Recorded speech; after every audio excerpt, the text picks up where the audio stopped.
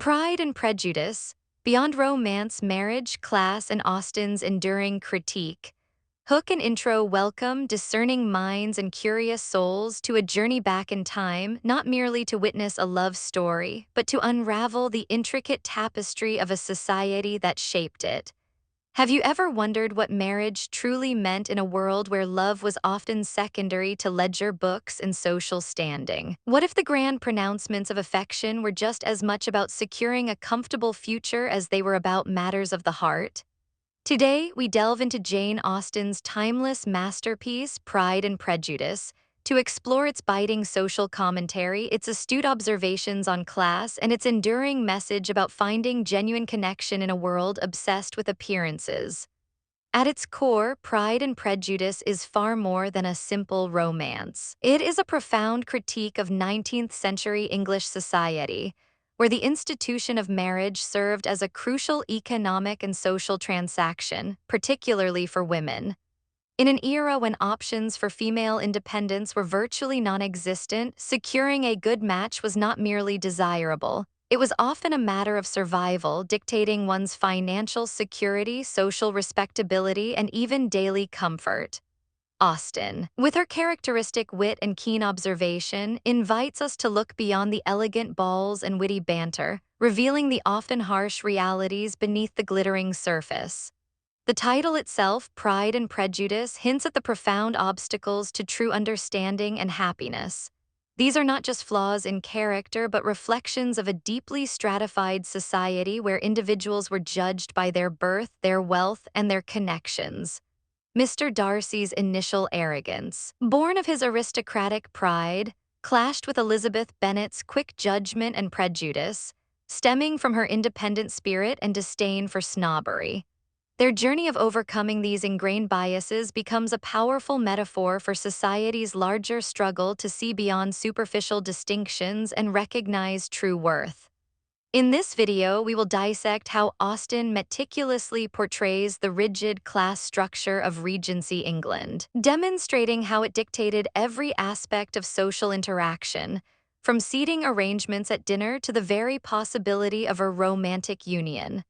We will explore the economic imperatives that drove women into marriages of convenience, often at the cost of personal happiness, and how Austen subtly champions a different ideal, a marriage founded on mutual respect, intellectual compatibility, and genuine affection. This is a story that, despite being set 2 centuries ago, continues to resonate profoundly with our modern dilemmas about love, relationships, and the pressures of societal expectations.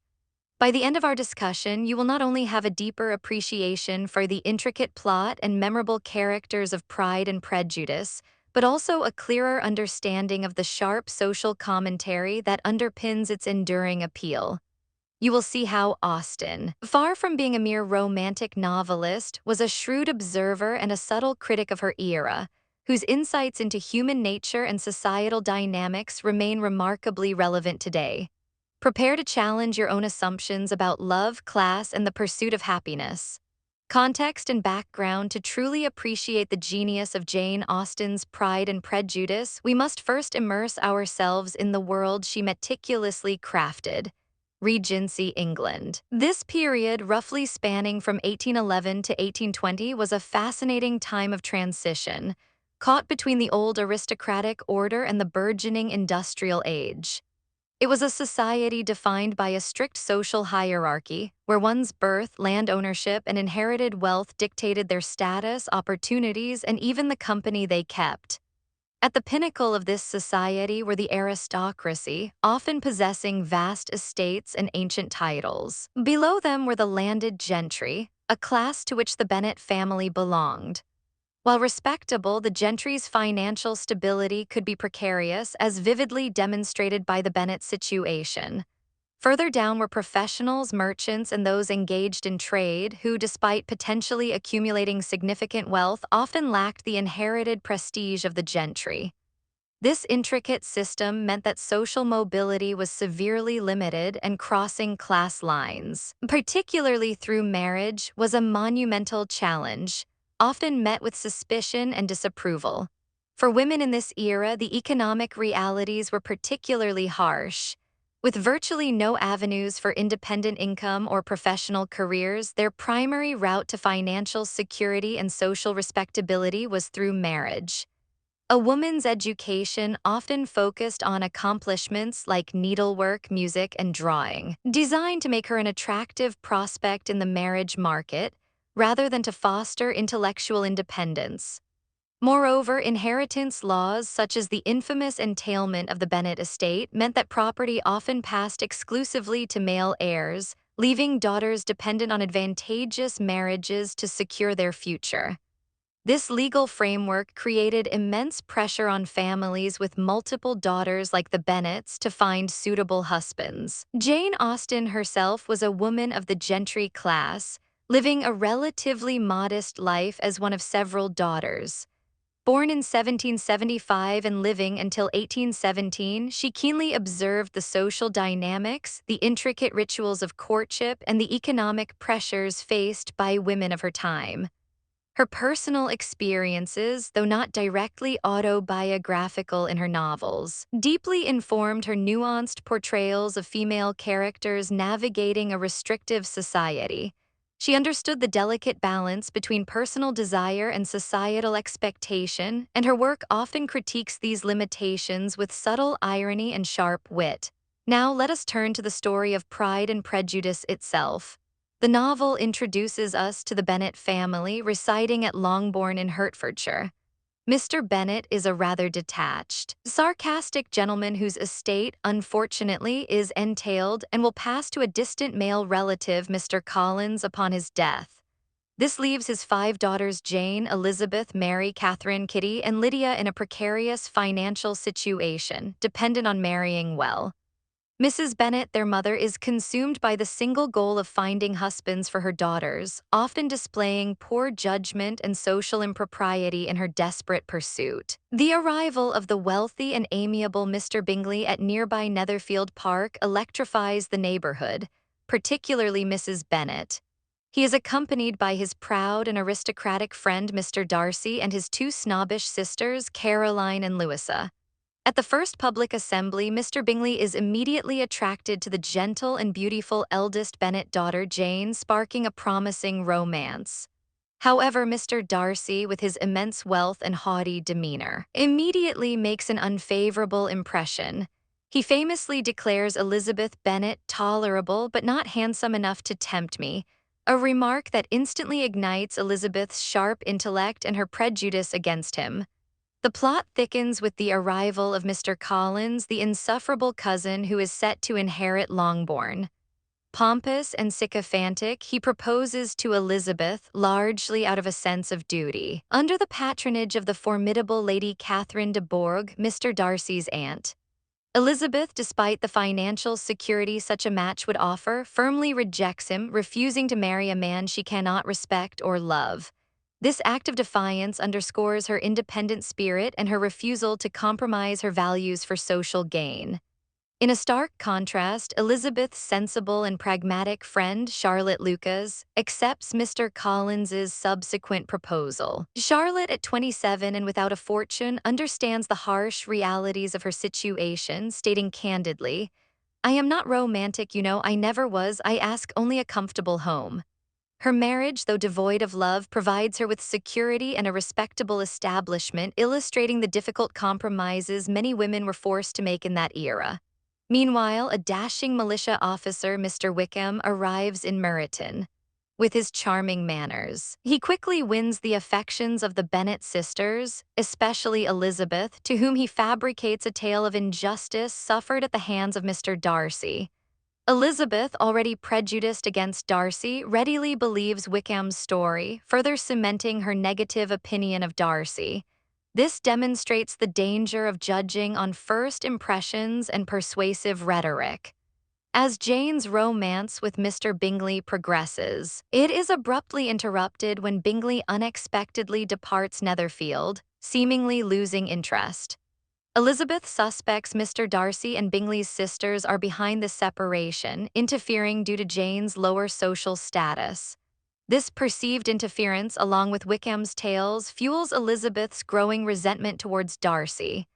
The narrative takes a dramatic turn when, during a visit to Mr. Collins and Charlotte, Elizabeth encounters Mr. Darcy again. To her astonishment, he proposes, albeit in a highly condescending manner, detailing her social inferiority and the unsuitability of her connections. Elizabeth, outraged by his arrogance and his perceived role in Jane's unhappiness, vehemently rejects him. This climactic confrontation forces both characters to acknowledge their deeply ingrained flaws, Darcy his pride and Elizabeth her prejudice. After her scorching rejection, Darcy delivers a lengthy letter to Elizabeth. This letter serves as a crucial narrative device, unraveling the truth about Wickham's deceitful character and his attempts to elope with Darcy's young sister for her fortune. It also explains Darcy's well-intentioned, though perhaps misguided, interference in Jane and Bingley's relationship, motivated by a concern for Bingley's happiness and Jane's perceived indifference. The letter forces Elizabeth into a profound period of self-reflection, leading her to realize her own prejudice and the errors of her hasty judgments. The story culminates with the scandal of Lydia's elopement with Wickham, a reckless act that threatens to ruin the entire Bennet family's reputation and the marital prospects of all the daughters. Mr. Darcy, unbeknownst to Elizabeth, intervenes discreetly, locating the couple and arranging for their marriage, thereby salvaging the family's honor at considerable personal and financial cost. This act of selflessness, revealed much later, profoundly changes Elizabeth's perception of Darcy, solidifying his true character. Eventually, Bingley returns to Netherfield and he and Jane are happily united. And finally, after overcoming their initial misunderstandings and undergoing significant personal growth, Elizabeth and Darcy acknowledge their love, culminating in their eventual marriage, a union built on mutual respect and genuine affection. Core narrative and analysis, the heart of Pride and Prejudice beats with the incessant rhythm of the 19th century marriage market. Jane Austen masterfully illustrates how, for women of her era, marriage was rarely a simple matter of love. It was a paramount social and economic imperative. The opening line, "It is a truth universally acknowledged that a single man in possession of a good fortune must be in want of a wife," drips with irony, immediately setting the tone for this transactional reality. It wasn't just wealthy men in want of a wife, but society at large, especially families with unmarried daughters desperately in want of such matches. Consider Mrs. Bennet, whose entire existence seems to revolve around marrying off her 5 daughters. Her almost frantic pursuit of eligible bachelors, her exclamations of delight at the prospect of a wealthy suitor like Mr. Bingley, and her often embarrassing social blunders all underscore the immense pressure she feels.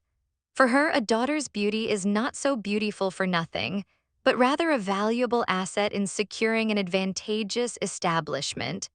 This relentless focus, though often comedic, highlights the stark reality that without independent means, marriage was the sole path to financial stability and social respectability for her girls. The most poignant illustration of marriage as a practical necessity comes through Charlotte Lucas. At 27, she is considered past her prime for marriage, and without a significant fortune, her options are dire. Her decision to marry the pompous and foolish Mr. Collins, a man she finds neither sensible nor agreeable, is a stark, unromantic compromise.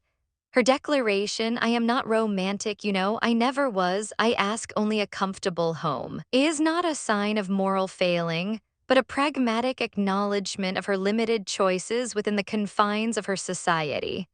Austen presents Charlotte's choice not with condemnation, but with a clear-eyed realism that forces us to confront the harsh realities faced by many women.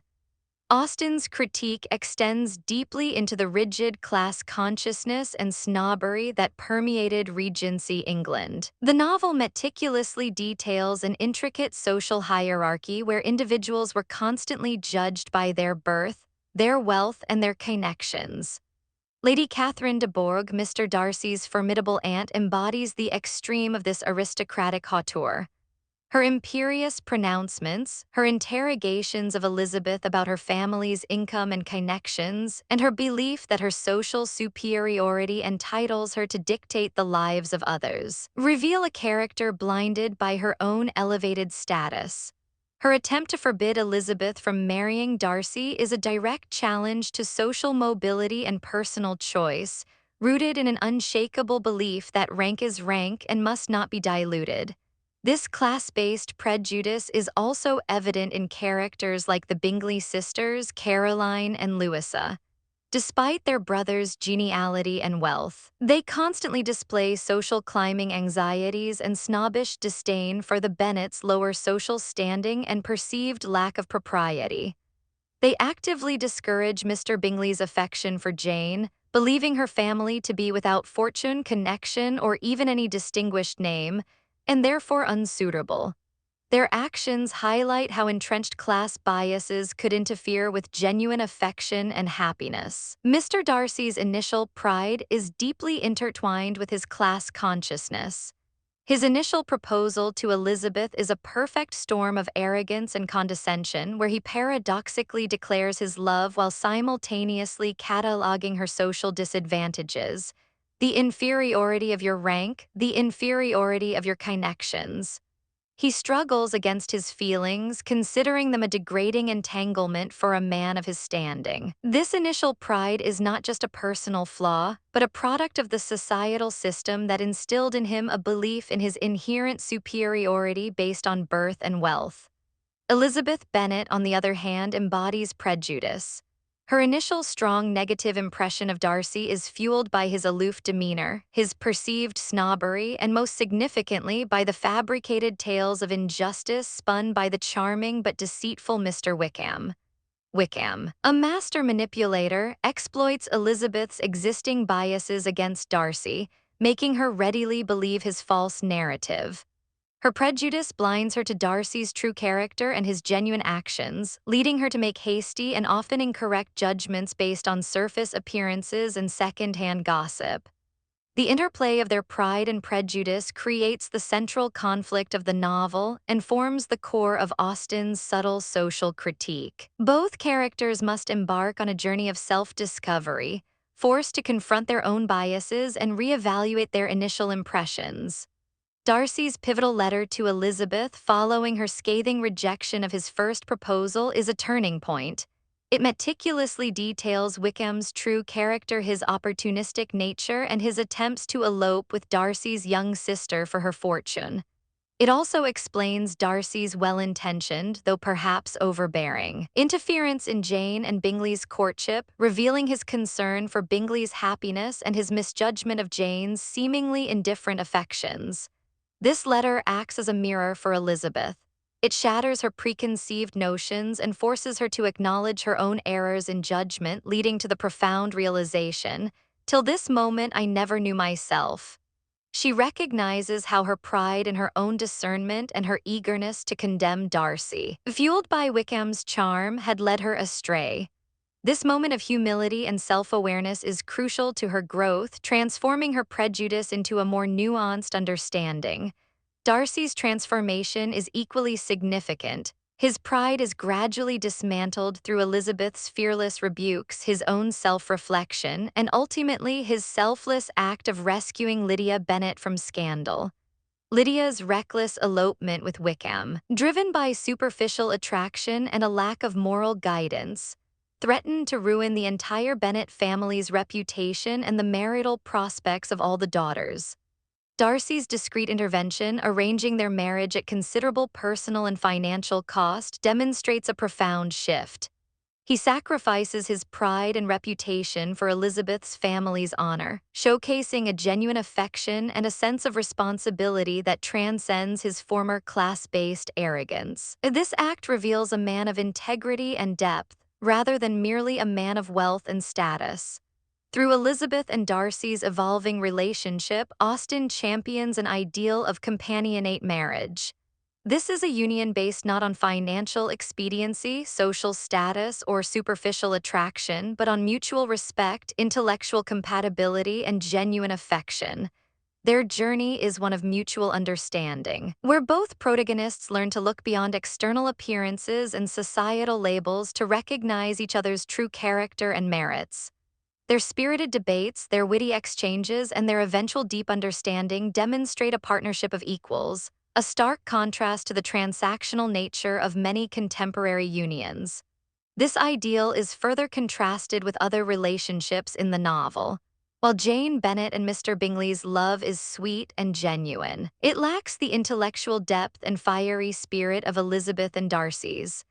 Their relationship, though affectionate, is almost too straightforward, lacking the transformative power of overcoming significant personal flaws. On the other hand, the disastrous marriage of Lydia and Wickham, founded on fleeting passion and deceit, serves as a cautionary tale, illustrating the perils of marrying without sense, character, or genuine esteem. Austen's use of symbolism further enriches her critique. Mr. Darcy's grand estate, Pemberley, initially represents his immense wealth and social standing. However, when Elizabeth visits Pemberley, her perception of him shifts dramatically. The tasteful grandeur of the house, its beautiful natural surroundings, and the respectful admiration of his staff reveal a more amiable and responsible side of Darcy. Pemberley becomes a symbol of his true character, meticulously managed and respected, allowing Elizabeth to see beyond her initial prejudices and recognize his inherent goodness and responsible stewardship. This visit is a pivotal moment of revelation, moving Elizabeth beyond her superficial judgments. Letters and correspondence also serve as crucial narrative devices, acting as conduits for truth and catalysts for introspection. Darcy's letter is the most obvious example, but other letters, such as those concerning Lydia's elopement, provide vital information and propel the plot forward. They allow characters to reveal hidden motives, correct misunderstandings, and engage in more direct communication than formal social interactions often permit. Finally, Austen's narrative voice, characterized by subtle irony and free indirect discourse, is central to her social commentary. She guides the reader's understanding, often highlighting the absurdity or hypocrisy of characters' actions and motivations without overt moralizing. Her witty observations allow her to expose societal follies and prejudices, prompting the reader to critically examine the values of her characters and, by extension, her society.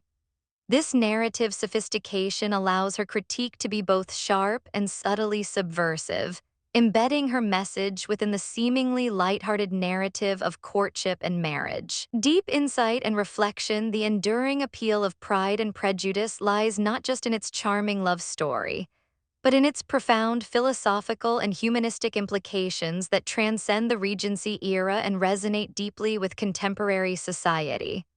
Austen's exploration of marriage, class, and individual integrity continues to prompt crucial questions about what constitutes true happiness and worth in our own lives. One of the most striking modern applications of Austen's work is its continued critique of materialism and social status in relationships. While 19th-century women sought an establishment for financial security, today's individuals often face pressures to partner with someone who offers perceived stability, a high-flying career, or an impressive social media persona. Just as Mrs. Bennet obsessed over Mr. Bingley's $5,000 a year, modern dating culture can sometimes prioritize income, job title, or Instagram follower count over genuine connection and shared values. For instance, think of reality TV shows where contestants explicitly seek partners based on their wealth or social standing, or online dating profiles that prominently feature luxury cars and exotic travel.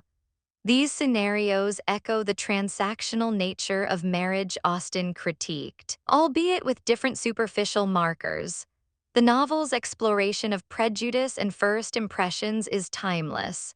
In our hyper-connected, fast-paced world, we are constantly making snap judgments based on limited information, whether it's scrolling through social media feeds, conducting online research, or interacting briefly in professional settings.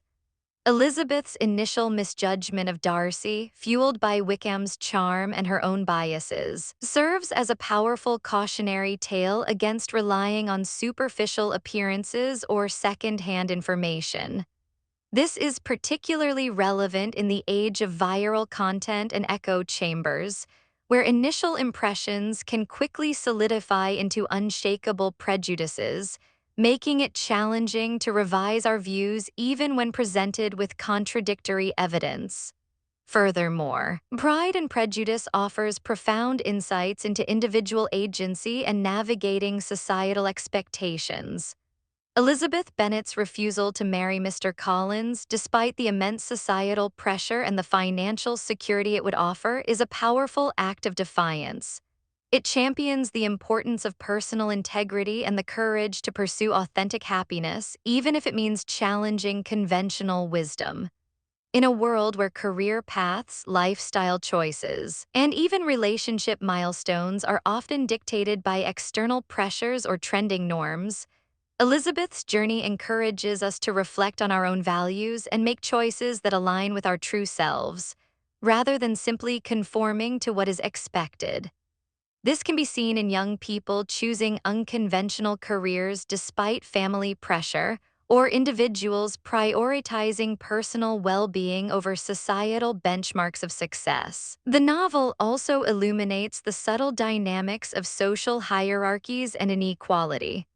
While the overt class system of 19th century England has evolved, contemporary societies still grapple with issues of social stratification, wealth inequality, and the impact of socioeconomic status on opportunities and perceptions. Lady Catherine de Bourgh's arrogance and the Bingley sisters' snobbery resonate with persistent attitudes of elitism and the often invisible barriers that still exist between different social groups, whether based on wealth, education, or cultural capital.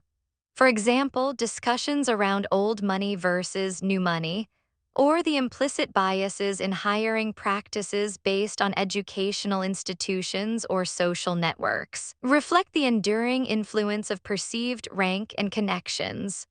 Ultimately, Pride and Prejudice teaches us the timeless lesson of self-awareness and personal growth. Both Elizabeth and Darcy undergo significant transformations, learning to confront their own flaws and biases. Darcy sheds his pride, recognizing Elizabeth's worth beyond her social standing, while Elizabeth overcomes her prejudice, realizing her own fallibility. This journey underscores the importance of introspection, the humility to admit errors in judgment, and the continuous effort required to understand oneself and others more deeply. It's a call to intellectual humility, reminding us that true wisdom comes from a willingness to reevaluate our perceptions and grow beyond our initial, often flawed, judgments. Now, let us pause and reflect on some questions that Pride and Prejudice continues to provoke in our own lives. How do our modern societal pressures, perhaps from social media or economic instability, shape our romantic choices in ways similar to 19th century economic imperatives? In what ways do pride, perhaps in our own intelligence or achievements, and prejudice, based on superficial information, still blind us in our personal and professional relationships today? What does true worth mean in our society, and how do we ensure we value character and integrity over wealth and status? When is it important to defy societal expectations for the sake of individual happiness and authenticity? And what are the potential consequences of such defiance? How can we cultivate greater self-awareness and intellectual humility to overcome our own ingrained biases and build more meaningful connections with others? Are happy endings in relationships truly about transcending all external factors, or do practical considerations still play a significant, often unspoken, role in long-term satisfaction? What lessons can we draw from Elizabeth Bennet's fierce independence in navigating the complex world of relationships and societal pressures? Outrow, as we conclude our exploration of Jane Austen's Pride and Prejudice, we are left with a powerful and enduring message. It is a testament to the idea that genuine happiness, particularly in matters of the heart, stems from overcoming our own internal biases and societal prejudices, and from recognizing the true worth of individuals beyond their social standing or material possessions. Austen's masterful storytelling reveals that while external circumstances and societal pressures are undeniable forces, the capacity for self-reflection, personal growth, and an unwavering commitment to integrity are ultimately what lead to authentic connection and lasting fulfillment.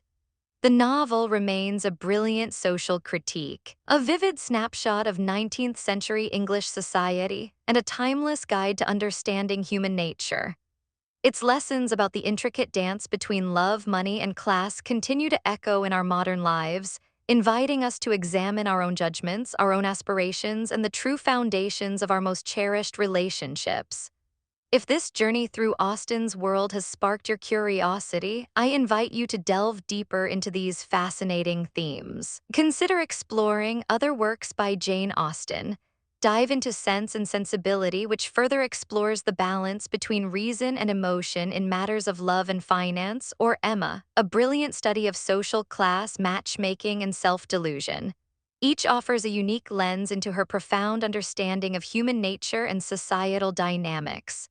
The history of women's rights and property laws, understanding the evolution of legal and social rights for women, particularly regarding inheritance and financial independence, provides crucial context for the choices and limitations faced by characters like the Bennet sisters. This historical context illuminates the radical nature of Elizabeth Bennet's independent spirit, the sociological concept of social mobility. Explore how social hierarchies have evolved and persisted across different cultures and eras, and how the pursuit of status and wealth continues to influence relationships in contemporary society. This offers a broader framework for analyzing Austen's critique of class. Modern romantic comedies and their Austenian roots. Many contemporary romantic comedies borrow heavily from Austen's marriage plot structure and character archetypes, often reflecting modern takes on the challenges of finding love amidst societal pressures. Examining these connections reveals Austen's lasting legacy on popular culture. Thank you for joining me on this illuminating exploration of Pride and Prejudice. May you, like Elizabeth and Darcy, find the courage to confront your own pride and prejudice and discover the profound beauty of true understanding and authentic connection. Until next time, keep reading, keep questioning, and keep exploring the depths of the human experience.